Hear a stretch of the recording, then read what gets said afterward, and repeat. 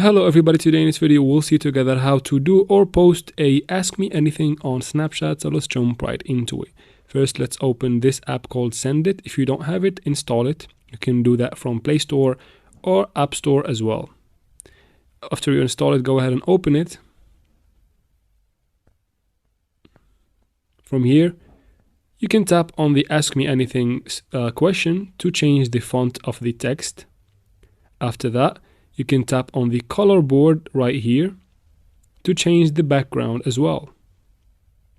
Choose a background. Once you do that, tap on share and it will take you directly to your Snapchat app. From there, just take a picture or a video. And once you do that, you can go ahead and post it to your story and people can tap on the link and ask you anything and you can answer their questions, and that's how we do it, guys. I hope this video was helpful. Please like and comment down below. Also subscribe for future videos like this one, and thanks for watching.